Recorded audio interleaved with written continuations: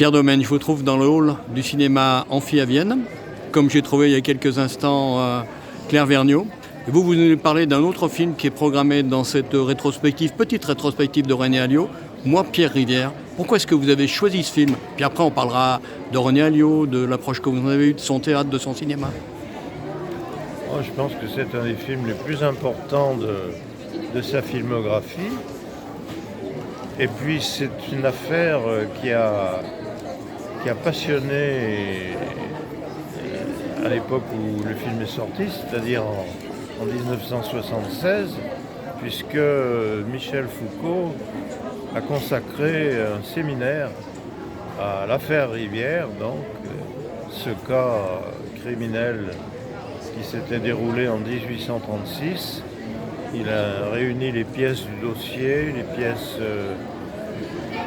juridiques ou judiciaires plutôt, les pièces psychiatriques, médicales, et on a beaucoup parlé de cette affaire que Michel Foucault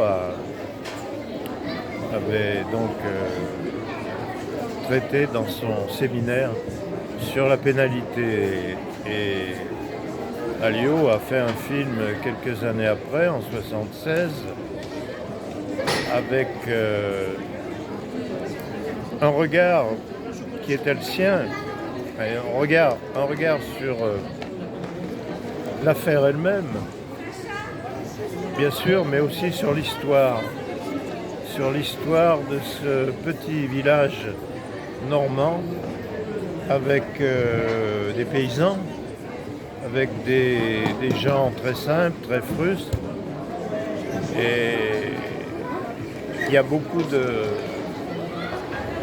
justesse dans cette reconstitution historique, on peut dire, qui fait qu'on pourrait presque croire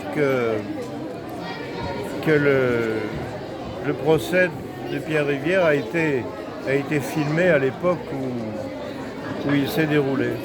Qu'est-ce que nous dit ce film de la façon dont Alliot se comporte derrière la caméra, comme il l'a fait par ailleurs quand il était décorateur de théâtre?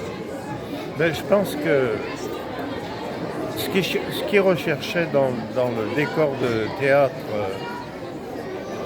à la même époque, donc, on le retrouve dans ces films, et notamment dans cette, ce qu'on pourrait appeler dans cette trilogie historique de son œuvre, qui est Pierre Rivière, Les Camisards et le Médecin des Lumières.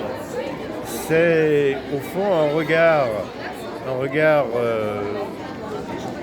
j'ai un peu de mal à employer l'adjectif parce qu'il renvoie à autre chose, mais un regard un peu naturaliste sur l'histoire, sur la vie, sur l'histoire de France, sur la vie des gens d'une époque. Et ça, je crois que ça le passionnait, et on le retrouve très bien dans ce film.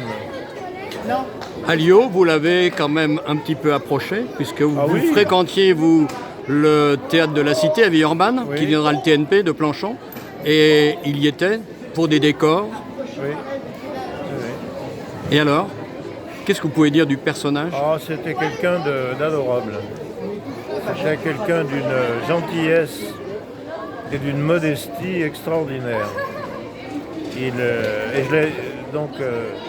l'ai fait venir à Vienne à cette époque, puisque je m'occupais du ciné-club.